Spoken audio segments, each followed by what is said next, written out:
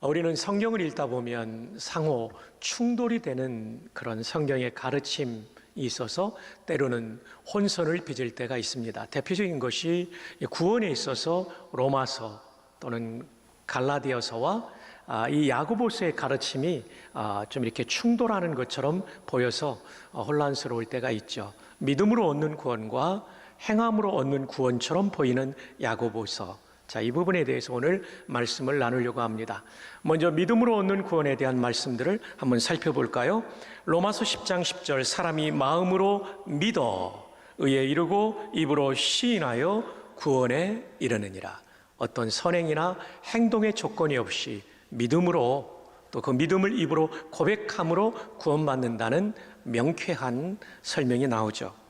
에베소 2장 8절 9절 너희는 그 은혜에 의하여, 은혜의 반대가 공로거든요. 내 공로가 아니라 하나님이 값없이 주는 선물로 인하여, 또 다른 그 문맥에는 그냥 선물로 나오지만 은혜는 값없이 주시는 선물이라고 말할 수 있죠. 그렇죠. 우리가 구원받을 때 돈 내고 구원받은 사람이 어디 있어요?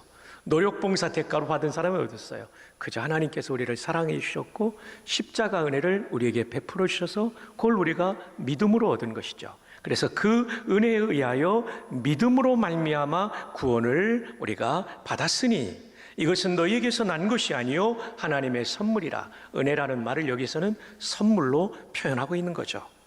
행위에서 난 것이 아니니 이는 누구든지 자랑하지 못하게 합니다. 누구도 자신의 공로와 업적으로 구원받은 사람이 없다는 것입니다.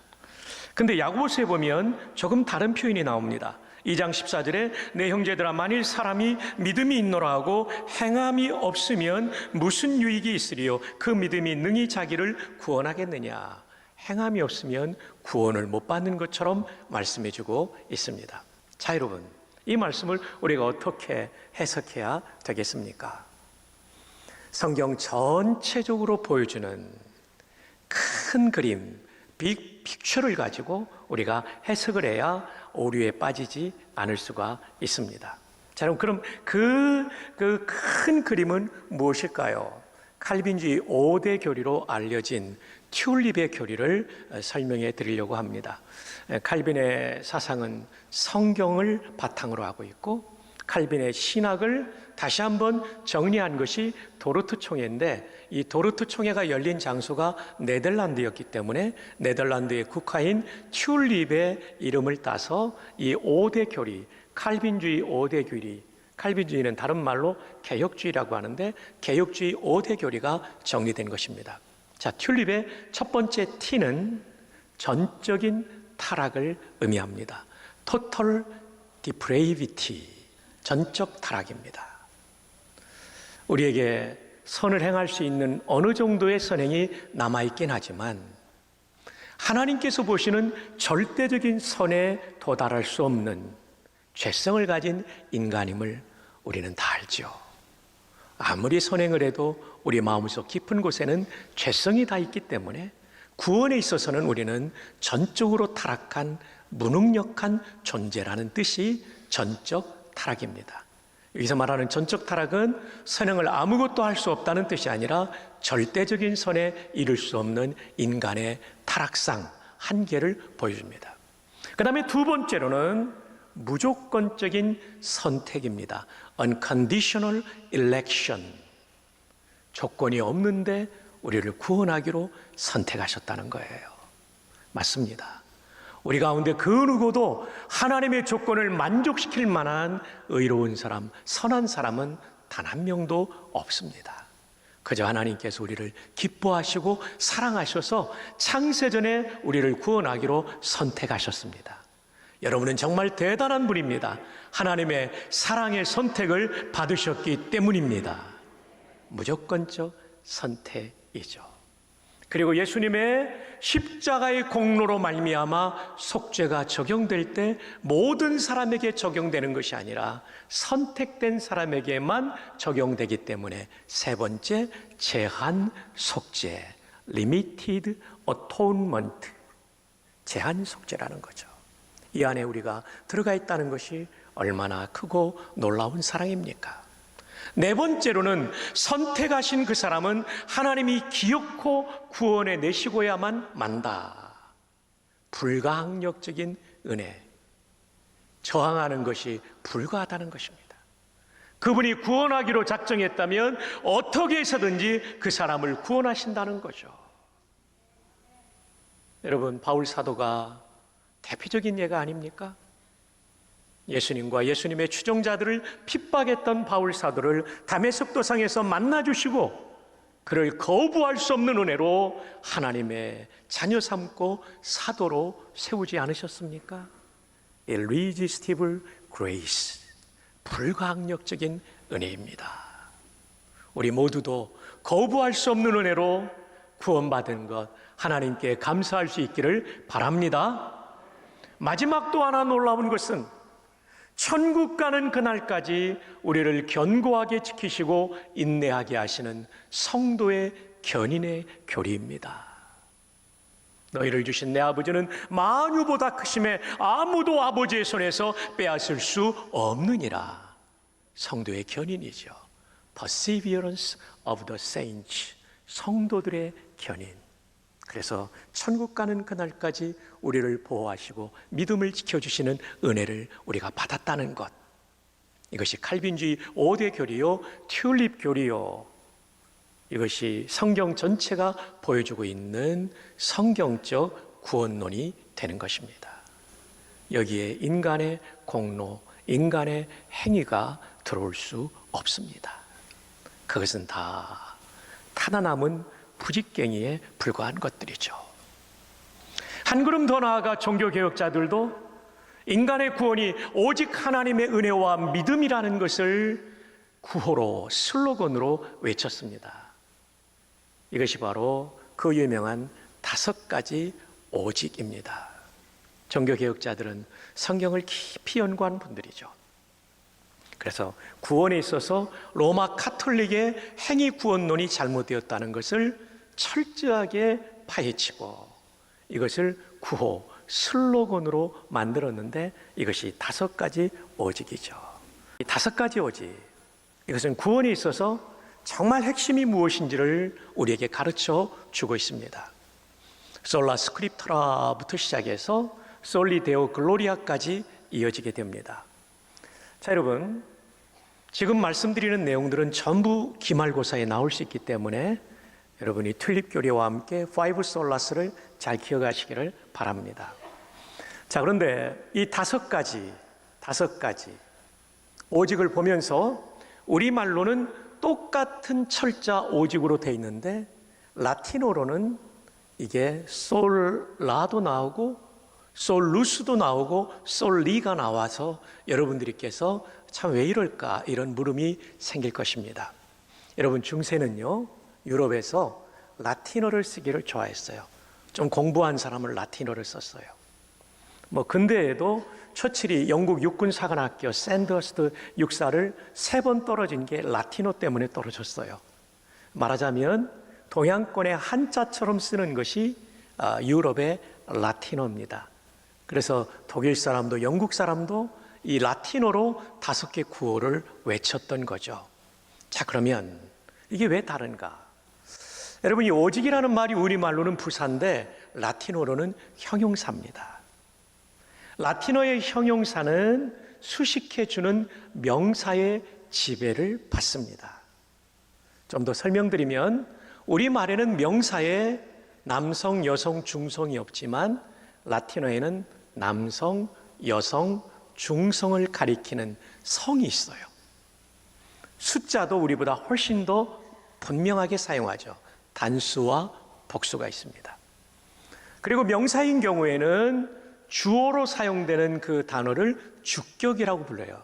그래서 은는 이가를 붙입니다. 그 다음에 소유를 의미할 때는 소유격 격변화로 명사를 이렇게 꾸밉니다. 만듭니다. 그래서 의로 번역하죠.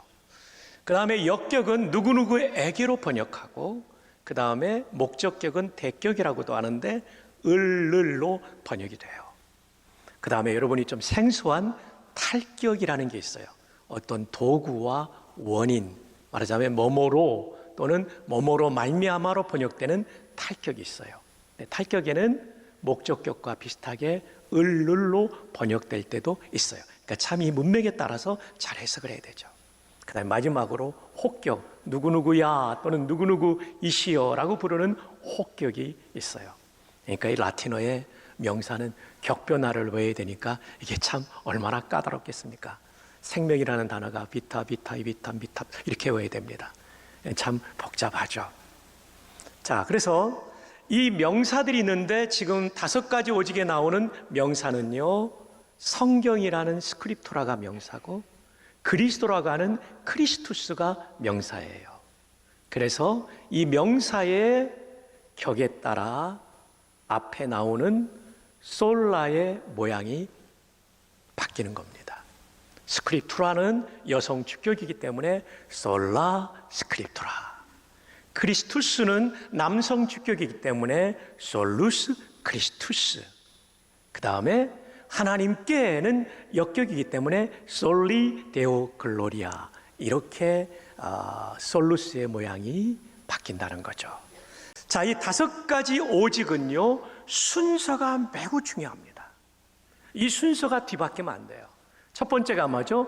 오직 성경만이. 한번 따라해 볼까요? 솔라 스크립투라. 근데 보통 오직 성경이라고 이렇게 여러분들이 이걸 번역하는데 정확한 번역이 아니에요. 주격이니까 성경만이까지 해줘야 정확한 번역입니다. 오직 성경만이. 그렇습니다. 오직 성경만이 하나님을 알려주고 우리의 구주 예수님을 알려주고 구원의 길을 알려주고 성도는 어떻게 살아야 되는지 삶의 표준을 알려줍니다. 5가지의 오직 가운데 첫 번째로는 오직 성경만이, 솔라 스크립투라입니다. 이게 왜 중요하냐면 성경을 완전한 하나님의 말씀으로 믿느냐 아니면 부분적 하나님의 말씀으로 믿느냐에 따라 신학과 신앙이 완전히 달라집니다. 우리는 66권의 성경이 정확무한 하나님의 말씀으로 믿습니다. 이것이 건강한 신학이고 성경적 신학이고 개혁신학이고 칼빈주의고 보수주의입니다. 그러나 이 성경에서 기적은 못 믿겠다 하고 과학적인 사고, 이성적 사고로 기적을 다 뽑아내면 이것이 바로 자유주의가 되는 겁니다. 여러분, 그런 기독교라면 뭐 하려고 믿겠어요? 기적도 일으키시는 전능하신 하나님이시기 때문에 우리는 믿을 수 있습니다. 주 안에 사랑하는 성도 여러분, 오직 성경만이 구원의 책이요 우리의 삶의 표준임을 분명히 믿으시기를 바랍니다. 첫 번째가 중요해요. 그 다음 2번째 중요한 것이 오직 그리스도만이. 그렇습니다. 66권 성경이 가리키는 한 분 주제는 예수 그리스도를 통한 구원입니다.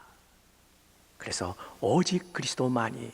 한번 따라해 볼까요? 솔루스 크리스투스. 네.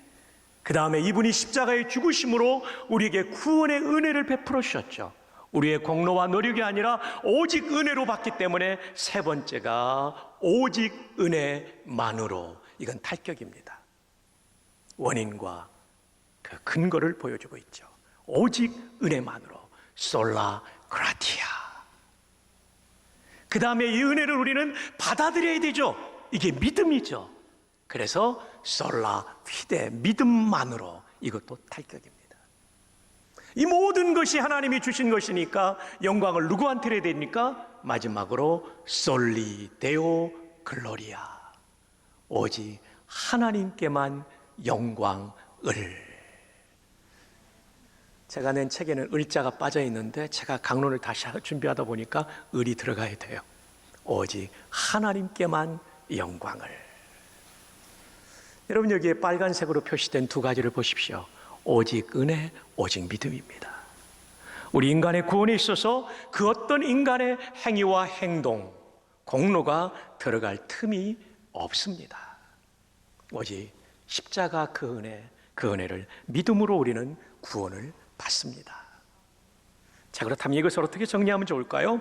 구원에 있어서 믿음과 행위의 관계를 설명드리겠습니다. 자, 이걸 한번 정리해 보았습니다. 구원에 있어서 믿음은 칭의를 받는 것을 의미합니다. 믿음으로 우리는 의롭다함을 받는 거죠. 이 신칭이죠. 구원에 있어서 행위는 성화를 의미합니다.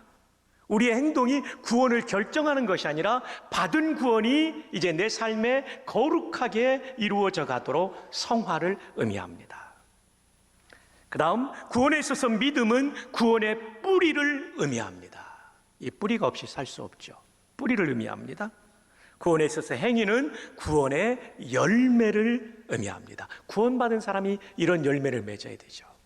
근데 이런 행동을 안 하면 열매가 맺히지 않는 거죠.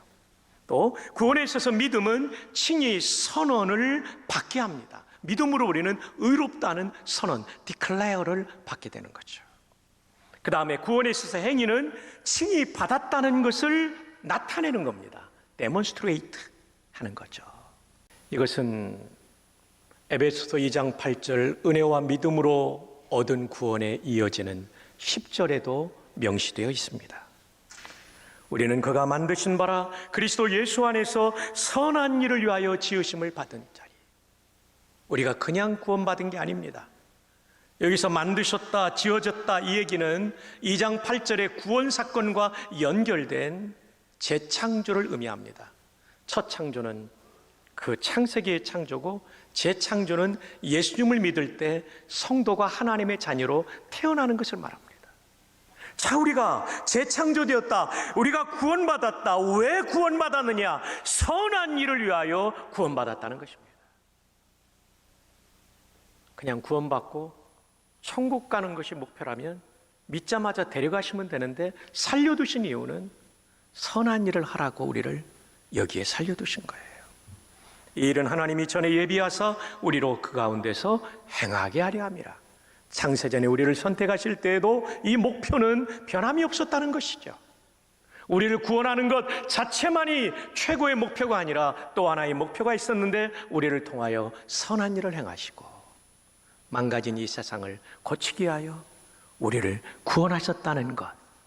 다른 말로 하면 만물을 충만케 하기 위하여, 다른 말로 하면 하나님의 통치가 이 땅에 이루어지는 일을 위하여 우리를 부르셨다는 것을 잊지 마시기 바랍니다.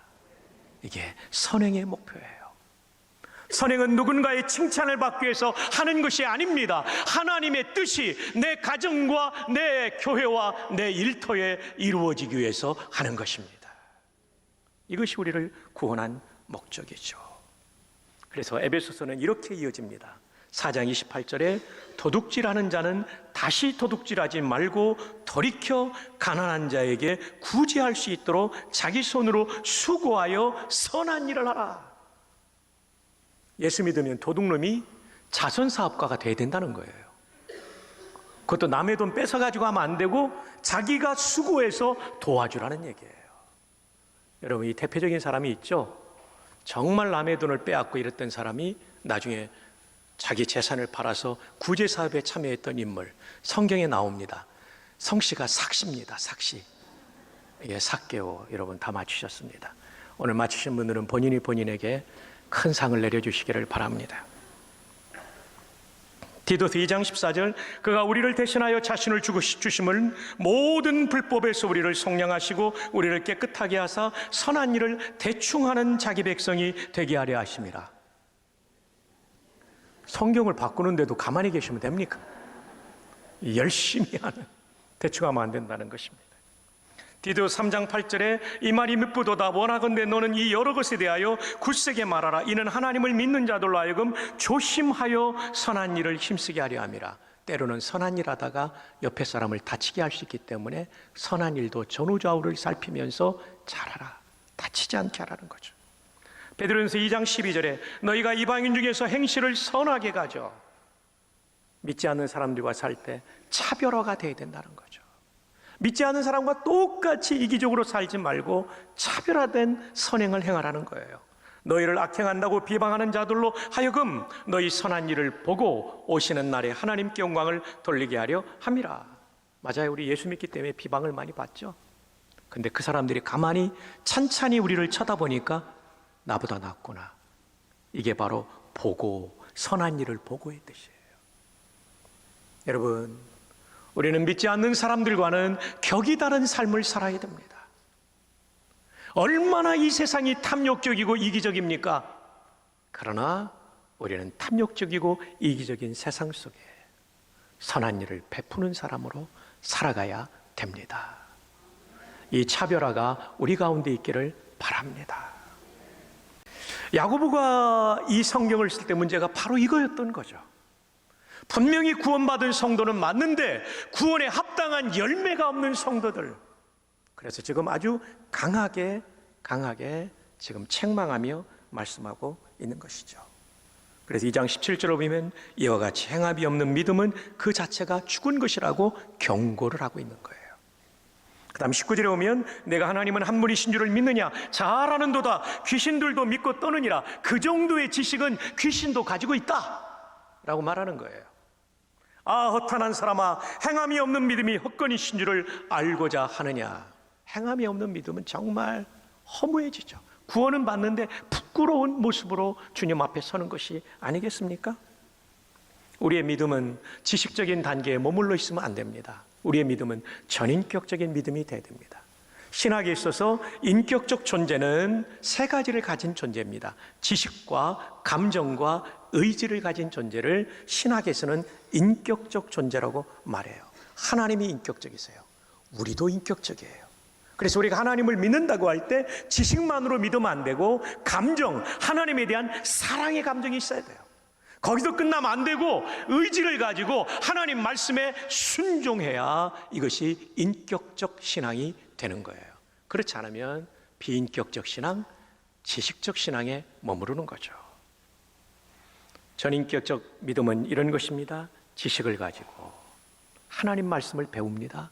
여기서 끝나지 않아요. 말씀을 묵상하고 찬양하고 기도하는 가운데 하나님에 대한 사랑이 막 일어나요. 더 나아가 이 감동에 따라 의지, 순종을 해야 되죠. 그럼 뭐에 대한 순종인가? 하나님 말씀에 대한 순종이에요. 그래서 성경을 읽어야 되는 거예요. 성경대로 행하는 자가 내 가족이다. 여러분, 신분적으로는 예수 믿으면 다 예수님 가족이에요. 하나님을 아버지로 모시고 있어요. 다 예수님 가족이에요. 근데 그 가족의 따뜻함을 느끼는 것은 하나님의 뜻대로 행하는 사람이 느낄 수 있어요. 그리고 누구든지가 중요하죠. 인종의 차별이 없습니다. 남성, 여성의 차별이 없습니다. 나이의 차별이 없습니다. 학력과 경력의 차별이 없습니다. 직업의 차별이 없습니다. 누구든지 하나님의 뜻대로 행하는 사람은 예수님 가족의 행복을 느끼는 거예요. 우리도 그렇지 않습니까? 어떤 분은 집에 들어가는 게 도살장 끌려가는 것 같은 분이 있을 거고, 어떤 분은 집에 들어가는 게 너무 행복한 잔치집에 가는 분들이 있을 거예요. 왜 그렇습니까? 가족 간의 관계 때문이 아닙니까? 이와 마찬가지로 우리가 하나님의 뜻대로 행하다 보면 하나님과의 관계가 너무 좋아지는 거예요. 그 신앙생활은 날마다 축제요, 잔치가 되는 거죠. 그렇지 않으면 정말 괴로운 거죠. 예수 믿으니까 더 힘든 거예요. 왜냐하면 양심의 가책이 생겼거든요. 알긴 아는데 살지 않으니까 이 갈등이 얼마나 큽니까? 여러분 정말 쇠 빠지게 고생하고 계십니다. 그런데 여러분이 하나님 뜻대로 행하면 여러분의 신앙생활이 축제가 될 줄 믿습니다. 이제 말씀을 맺겠습니다. 야고보서의 가르침은 구원받았느냐? 이제 거기 멈추지 말고 지식적 믿음, 비인격적 신앙에 멈추지 말고 인격적 신앙의 자리로 나아가라는 권면입니다. 여러분의 감정까지, 그리고 여러분의 의지까지 동원하여 그 말씀에 순종하는 가운데 주시는 이 놀라운 은총, 하나님 가족의 행복을 누리시는 귀하신 여러분들 되기를 주님의 이름으로 축복합니다.